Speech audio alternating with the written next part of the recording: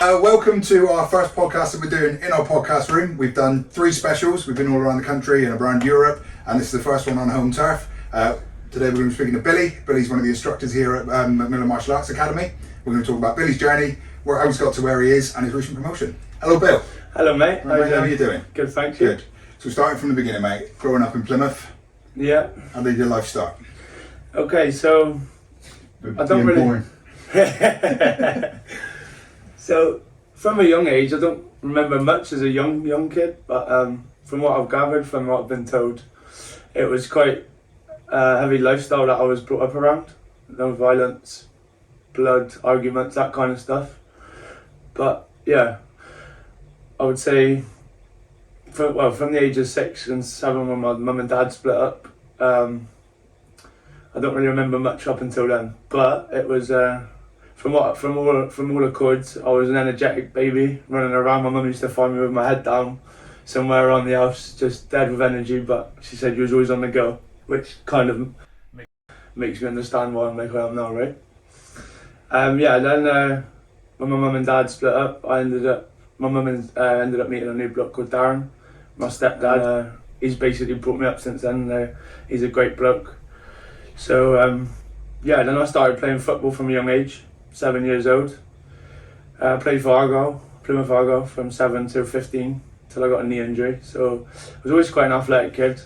I was always playing football basically every day. How I train now is how I trained as a kid, basically. Then I got a bad injury on my knee. Just couldn't play football anymore. And then at about 15 years old, I met the pubs. And then that was the start of a hectic 10 years, I'd say. I started from a young age. See, I didn't really have a relationship with my real dad as a kid. So when I could drink and go to pubs, that was when our relationship started, you know. It got pretty intense pretty quick. Probably down the wrong path very quickly. Then I decided I wanted to become a commercial diver like him. So I went to South Africa at 19. That was a good experience. I mean, I don't regret none of that. I had a great time, travelled the world on my own as a young kid, really, 19. And then to be fair, I was always partying at this time heavily. You know, I'd be lying to say that I haven't always had a problem with drinking drugs since a young age. But obviously not now. That's all changed now, thanks to jiujitsu. But I had a good career diving. About 6 years, up until the age of about 23, 24, till the second lockdown.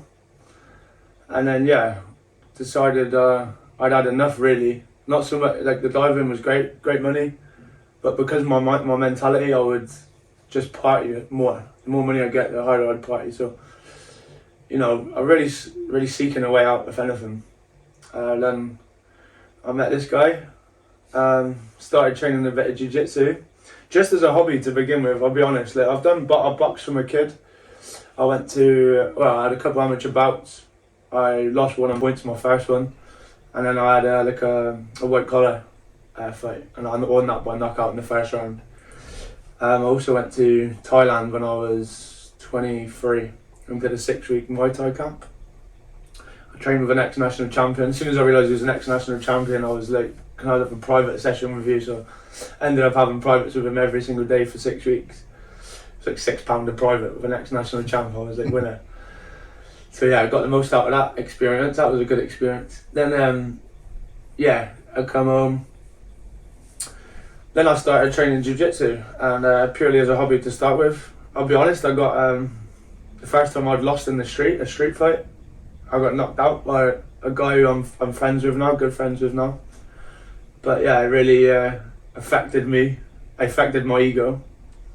And because he was better at standing, it was part of my reason for trying to learn something where I could have a full comprehensive system. So started training with Dan purely as a hobby.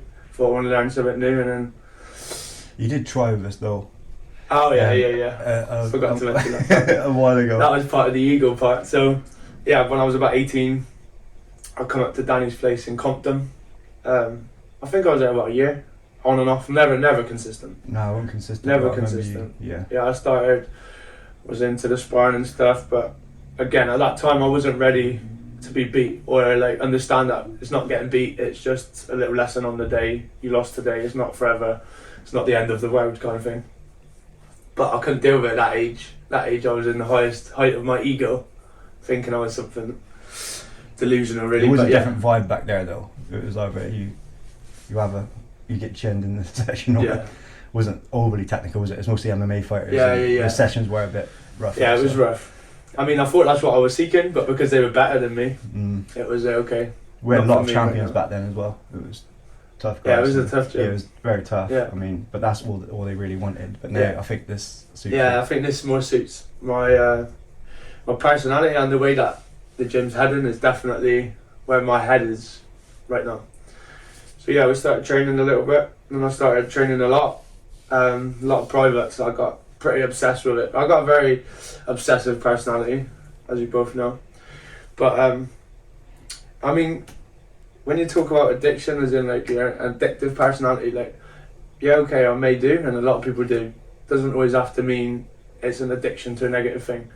You've got a kind of personality that if you're interested in it, then you exceed in it.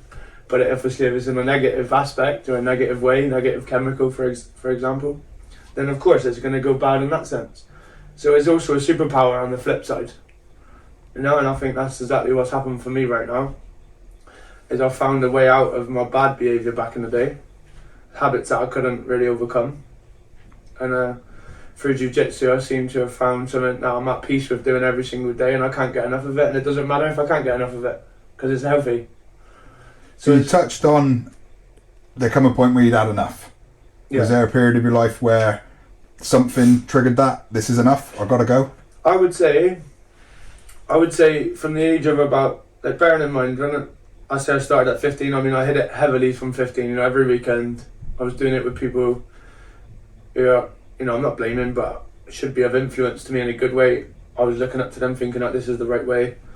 I mean, as well as it being a generational thing as well, where all me and my mates were doing it, but I just had all the wrong people around me, you know, and not blaming them. They've got their own reasons, but obviously I was, you know, on a fast forward track downhill.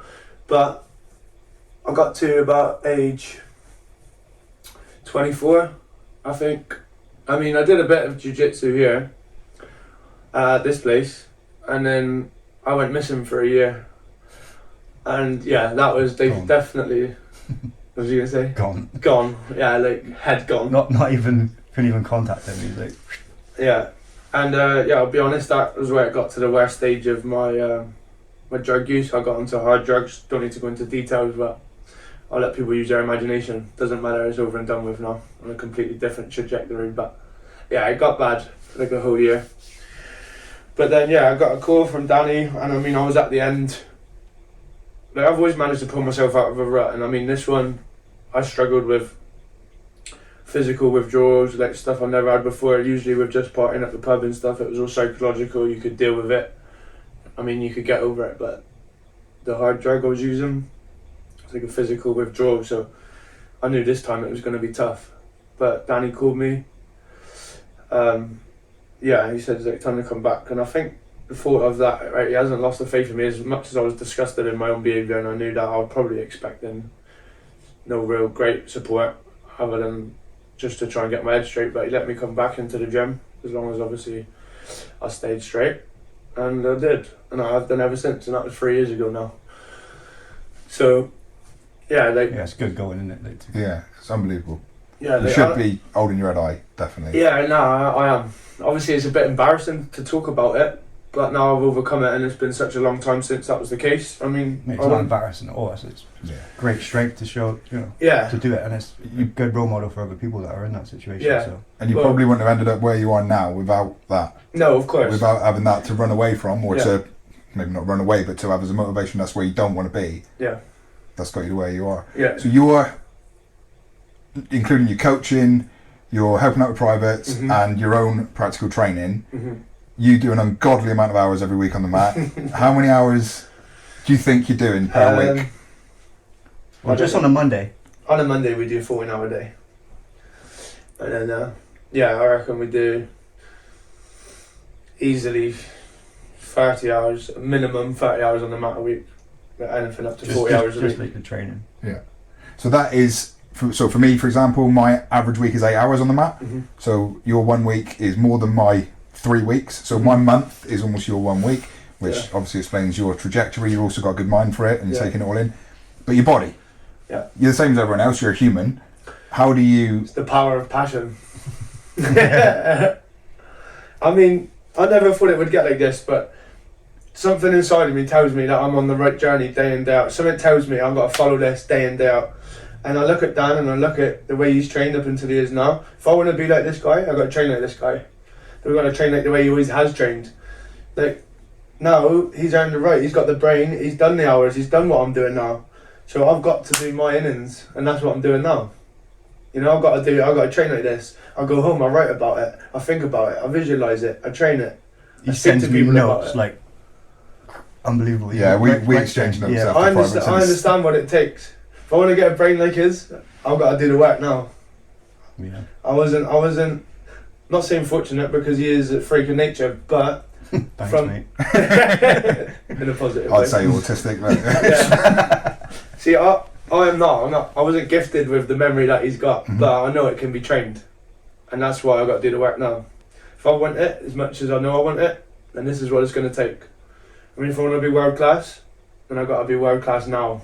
But the hours he's putting in, the attention to it, and his injuries things, like we worked on it, and to give you the right rest because of your personality. You didn't want to rest, so we worked on getting good sleep. You know, working on nutrition, things like that. Everything you can, but mainly rest and knowing when to rest, how to rest, without having your mind ticking over and over again, thinking you should be doing something every hour of the day. But well, these things now are my replacement, isn't it? It's like my studying is my replacement of going and go for a run. Because I could easily train in the 8 hours, and if I'm not occupied, I could go and run for 2 hours. I'm looking at an unlimited energy source. Don't get me wrong, I'll burn out at some point, but I don't care when that would be, I'll just burn out then. But that's what we're trying to limit with the crashes. It was like, mate, you got to get your rest. Yeah, we've had a few times where you've pushed it too hard, and then Billy's had to go have a little sleep. And we don't know where you are on a Saturday morning. So you are human like the rest of us, but obviously because of your consistency, your body is being trained. Your body. I'd like to think now, like this is into the third full-time year. So these 30-40 hour weeks now, we're into the third year of doing it. It's not like we just of that many hours. Obviously, there was years before where it wasn't as many hours, but now that is consistent hours. Yeah. So I've been. I don't know. It was like I was 25, so now I'm on this is my 5th year now. Completely. But since I made the decision, Danny made me an instructor for the kids. Full-time Yuki system. Now I've opened my own school, I've got 22 students myself. Still manage everything I do here, nothing's changed here. That's just my only 2-3 nights. He didn't want to have any breaks. No, so you had to take it, fill up that time. So the Tuesday and Friday nights we don't have classes here. So let's talk about your school. What's the name of your school? Open Mind Martial Arts. And where's that name come from? I think sorry, but we do have classes on a Tuesday here. We don't have them on a Friday. Sorry, I thought that when I said it. It's not a class that I teach, right? Apologies. But so Open Mind I think comes from to overcome the things that I have. I mean, it sounds like nothing, but I mean I've been to the depths of despair, and I think the only way you can overcome things like that is having an open mind to change. If you're set in your ways, then you're set in your ways. How do you change? You've got to open up your mind to new possibilities. Like, I don't know many people who've done what I've done who've stopped doing what we were doing, right? I think I'm probably the only one who's consistently now, right, completely changed as a person. Like, you can't fake that. You know, you either like it or you got to change. And I think the only way to change is to find something new each day that's exciting and new. It's daily growth. You're naturally attached to your past if you don't make an exciting future. You know what? If you got to identify with something new in your mind, open-minded, you got to identify with something new in order to grow into that new person, or else you'll remain that same person, because there's nothing new exciting enough for change. So the mind naturally works as, and I'm sure a lot of people listening will know this, but a human naturally wants comfort. So if you identify with something, whether it be negative or not, it needs to have an identity So unless you've got something new and exciting to chase, with the unknown of it may not happening, then you're going to resort back to the way you were. So bad habits. You know, if you don't find a good habit to replace a bad habit, the bad habit remains. It doesn't just go neutral. Something's got to give for something to grow. You know, and I mean, I look up to Dan and the way his life is, and I think, right, that's a life that I could live. It's not that I want to be this guy. I just love everything about his morals, the way he is. I mean, we're very similar in many ways. Obviously, he's much more advanced in the field that we're in. Of course, he's made me into what I am on the mat. I'm not saying like I want to be Danny Mac. Mm-hmm. I want to be a product of him in my own version, because I love who I am, but I want to have his skill set alongside that, and obviously, that's what this journey is about. And obviously, having a lifelong friends. Yeah, the friends we create in there is amazing. It's more than friendship. Yeah, absolutely. It's brotherhood, isn't it? It's brotherhood, yeah. I mean, I've known you for a year, and I look at you more like a brother than people I've known my whole life. Yeah. You know what I mean? So that's the power of jiu-jitsu. The jiu-jitsu movement. At what point do you think in your journey, so obviously first coming back and you're only human, there's no way you walk through that door like 100%, this is it now, I believe in myself, I'm never going back. When did you realise that, you know, you'd found it and this is it and I have got the right path and I'm not going back? I think I surrendered to my demons, you know what I mean? I surrendered to it. Like, it's like the more advanced you get at jiu-jitsu, the less you do. So I'm learning to do less in life. Like, it's like when you're a white belt, your life's like a mad right, this bit of that. You can do this, you can burn the candle at both ends, this, that, and that's exactly how a white belt thinks. The more advanced I get at jiu-jitsu, the more I try and apply the principles of jiu-jitsu to my life. You know, that this is what I want to do, that's exactly how I would like to live, like he does. So what does he do? I just got to mimic that. And you'll definitely agree with me that you do less as little as you can. Yeah. And what you do, you do at the best of your ability. Yeah. That's the mindset. Minimise tasks, but doing it at the best of your ability. Yeah. Exactly. Master of all. Maximum output. Exactly. Jiu-jitsu all. Exactly. And that's what I'm now trying to add in. Like, I mean, I would say, I didn't think it was going to get like this. Like, even with first with me becoming an instructor full time here, I never thought I'd get like my school. That was only really what Danny said, and it was last March. Like, I've had the school open for a year now. Mm-hmm. What Danny said to me last March, and it was like the level and you can do it kind of thing. I kind of not like doubted myself. I thought, is it too early?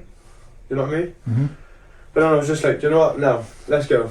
Let's do it. Yeah, it wasn't like the level of what belt you were. I just knew you had something to offer. You know, people. So I was like, you're a people person. You can offer a lot more service than just teaching people jiu-jitsu on the mat. You've got a lot to give. So you just touched on self-belief. Mm-hmm. Everybody has noticed almost like a light switch from the day you went from a 4-stripe blue belt to a purple belt. Overnight, your confidence went through the roof. Yeah. You're teaching and delivering with you know, accuracy, confidence. We don't hear Danny says this anymore. It's you know what you're saying. You're not parroting what Danny said. You know what you're delivering. I've watched you stop with people and break down their techniques and show them. It was always in there before. That change of colour belt didn't give you that. You had it. Yeah. But obviously the confidence that you thought, I believe, you would have thought, now it's there. Yeah. Yeah, okay, I haven't noticed that, so must be if you noticed that. It was not just me. There's been, we've all had a chat. Me and Richie put something, because I'm injured and I'm watching, so I'm noticing more and more, and I'm like, when I was away, I seen like reviews and stuff of people messaging me saying like, what you did in the class and stuff. Yeah. Just like a confidence went, so that was good. Yeah. It's good to see, because jiu-jitsu is not like just my academy. It's like everyone can put something, you know, a value here. So it's good that jiu-jitsu is doing the heavy lifting. Yeah. Like, we're all product of jiu-jitsu. Let's make jiu-jitsu the main thing. Yeah. Definitely. And that's what you start to do. Yeah, that's exactly what it is. Not the person's the main thing. It's not like I'm jiu-jitsu. Jiu-jitsu is coming through me. Yeah. Well, it's just me as the messenger. You're the conduit. Not of me. It's coming through me. Which touches on nicely to, obviously, this is the Jiu-Jitsu Movement podcast, and we're now under the Jiu-Jitsu movement. Massive changes. Massive changes. We won't talk about what we're doing before, but now what we are doing now and into the future. Has that changed your training or the way you're looking at anything?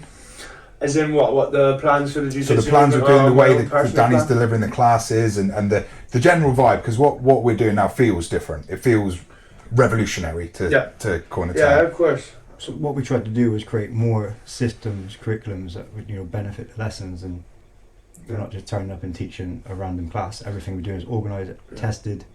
So I think you need an organisation, like organised brain, and a lot of people do. Yeah. So you can't have anything sporadic. Yeah. There's too many variations on either side of being sporadic. So it was just organised systems. Yeah. And that helped you, I know. Yeah. But yeah, if you can say it makes you feel it's good. Yeah, definitely.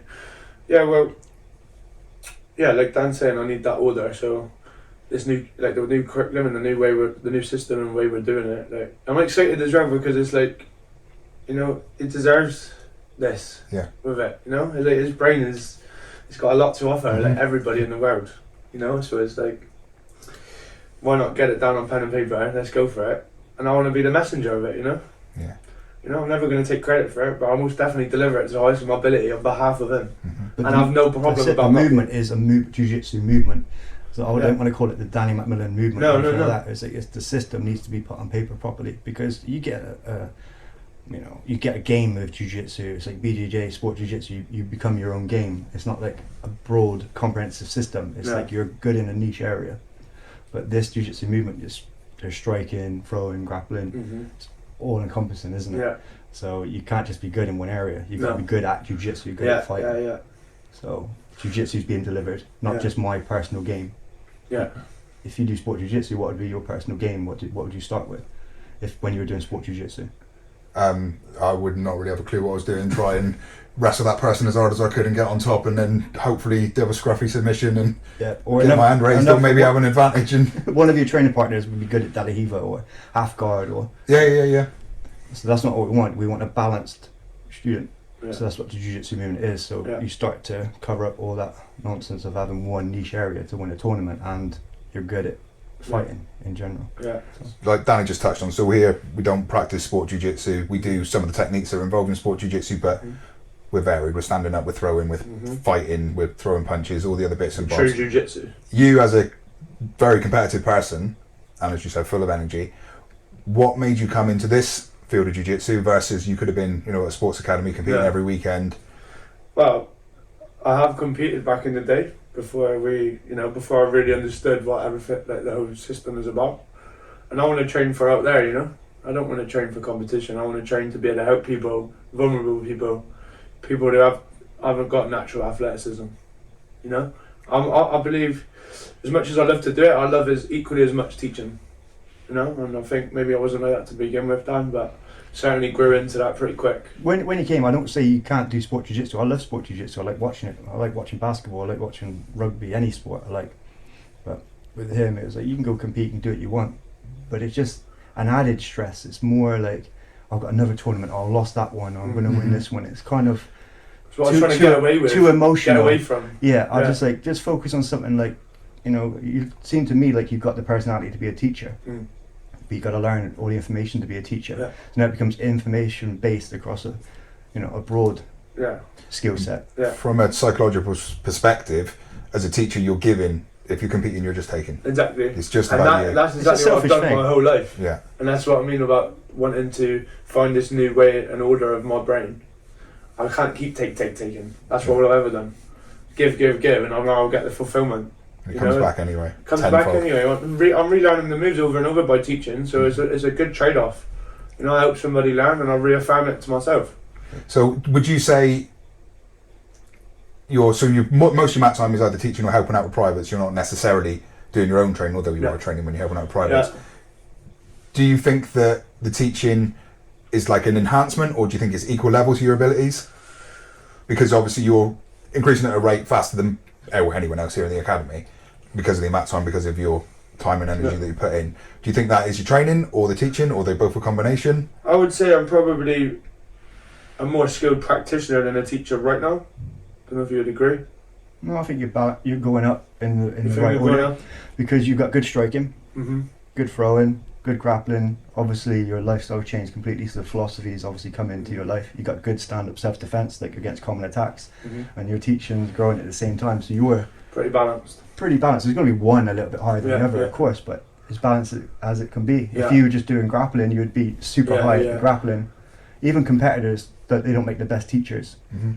So you're a product of what you do every day. So just because you're a good competitor doesn't mean you open your gym tomorrow and become a good teacher, because you haven't spent as much hours teaching as you have. It's a different art. So you're doing mostly at the same time, so I'd say you're improving equally.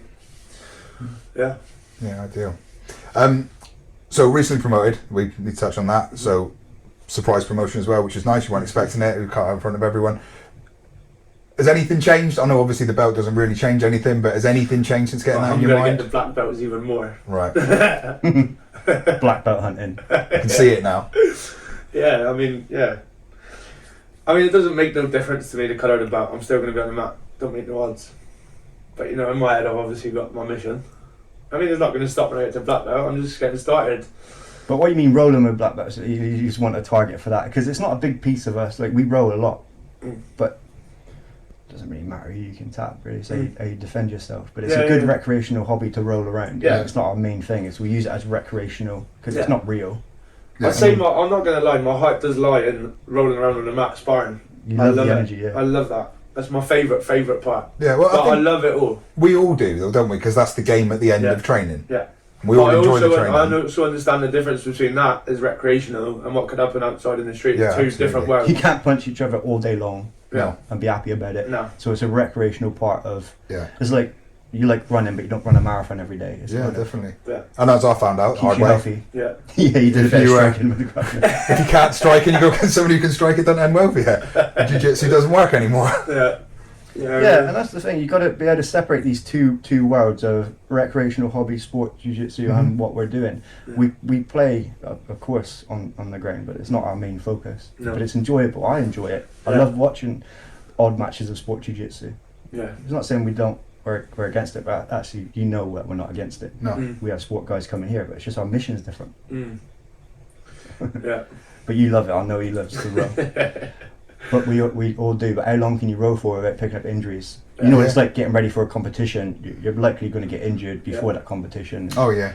So look what happened to me in London. Yeah. I woke up a kilo overweight on the day. Yeah. I had to run in a bin bag on the treadmill for an hour and a half. Yeah. And then I fought when I was absolutely zero tank against a guy who was. he was good. He ended up coming in, I think, second in the whole bracket, and I got put to sleep. Yeah. Didn't tap. Yeah. Well, it's a rough. It's good. I mean, all sports you're going to get injuries and things are going to happen. But we're trying to protect the student more than we're trying to injure the student. Yeah, definitely. So if you've got a competition coming up, even if you've got a bad neck, you have to train because you've got that thing you signed up for. Yeah. But with here, you can use another element. You can train striking if you've got an injury, or if you're you can't row, whatever. You can work around it. There's plenty elements of jiu-jitsu you can train. You can't do nothing, or you can help someone lesser. Yeah, exactly. Yeah. You can come in, study, you can read all the philosophy of our jiu-jitsu. Yeah. Yeah, there's so much more than just the broader, let's get on the floor and have a roll. Yeah. So, you did say at the beginning, you've done some other things, you've done a bit of Muay Thai, you've done a bit of boxing. Mm-hmm. Why do you think jiu-jitsu was the place you made your home? Good question. I mean, I knew that I didn't have any kind of knowledge of... To be honest, I didn't even know there was going to be throwing. When I first started, it was purely, right, let's get on the floor and find out what this rolling around business is. Mm-hmm. That was it. I didn't know we were going to start throwing, having strikes involved and stuff. I mean, I knew like the Pasau kick, we did that in the warm-ups or whatever, but didn't realise that, especially now with this new kick, how broad it can be. But I don't know, I think, I'll be honest, I look at Danny, when I was first watching Danny and the way he's moved and the way he teaches and like, I always get the message across, I thought, he knows what he's talking about. And I need to get a load of his brain. Here we are 5 years later. Well, yeah, I think you already had a background in striking and stuff. I think we just suited you, didn't we? Yeah, I mean, like I said, at the time I was seeking out of the way I was living. So it was kind of that combined with the fact that I was learning something new, something I haven't done before, something that was going to enhance my fighting game. But yeah, then it turned into, I love this, I could do it every day. I mean, I used to be a diver, didn't I? I could earn all the money in the world, but that ain't what it's all about. It really isn't. So I wake up every day and think, could I do dive? What do I want to do? I want to do diving or come on a mat. I'm choosing a mat all day long. So do you enjoy rolling around more than you do like boxing or kickboxing, punching? 100%. Yeah, so that's it. It was 100%, yeah, because obviously as well, when you go into a boxing gym, it's kind of like who wants it then? Yeah. Who's getting it today? Kind of feeling, it's no that. Like, I didn't realise how martial arts was so technical until I bumped into Dan. I mean, I had good coaches for boxing, but I mean, I never invested enough time in it to think about it on a technical level. It was probably go hit the bags, get in the ring, spar. Like, I was always sparring and whatever, but if I think about how technical jiu-jitsu is and everything I've learned about technique now, I had no clue about boxing even. You know what I mean? I trained with Danny's dad, do a bit of striking. Like, just the footwork alone is like, I learned more about footwork than I learned about anything to do with boxing and Muay Thai combined. You know, there's so much technique. So we are a jiu-jitsu school, but my dad started at school in 1985, so I've been striking longer than I've been doing jiu-jitsu. Yeah. But that's the element we bring into it. There's always been striking in jiu-jitsu, but that's why it's unique. So jiu-jitsu movement's unique. You know, we're doing boxing combinations in classes now, aren't we? Yeah, but bobbing and weaving. At a high level. So, yeah, it's fighting submission. But I think it suits you, the whole system. Definitely. I've seen changes in you, and like I say, you were never bad. You were good before, but you're even better now. Yeah. So we're gonna have to close out. But what's next for you, Bill? So, do you know what? I'll be honest with you. I don't want to do anything different than what I'm already doing, other than do it myself one day eventually. With, you know, I want to be in Dan's position, and I'll have someone like me, like Dan's got me right now. I mean, of course, it could be somebody else as well, but I mean, we get on, and that's like, we have fun every day. And all I want to do eventually is have the same amount of students doing the same thing with the same message, day in day out for the rest of my life, and hopefully go down in history as a great alongside Danny Mac. Appreciate it, mate. All right, brilliant. All right, thanks, Bill. You're welcome. Thanks, mate. Cheers. See you later. Right, everyone just look at the camera, smile, or take a screenshot for the thumbnail for the video. Done. Boom. Nice one, boys. That was a good one. Yeah, that was good, bro.